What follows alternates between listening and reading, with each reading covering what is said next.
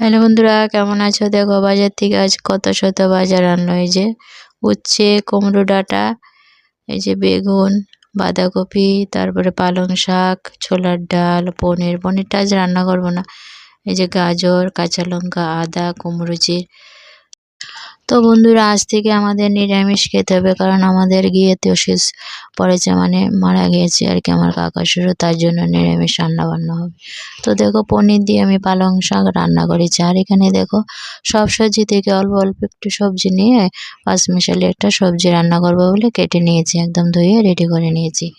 তো পাঁচমিশালি সবজি রান্না করবো। আর শীতকালে সবজির অভাব নেই, সব কিছু মিলিয়ে একটা এই যে পাঁচমিশালি সবজি বসিয়ে দিলাম।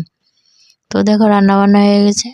যে পালং শাক করলাম পনির দিয়ে, আর নিরামিষ একটা সবজি করলাম, বেগুন ভাজা, আর ডাল হয়েছে। এই ছিল আজকে দুপুরে রান্না বান্না। বাই বন্ধুরা, ভালো থেকো।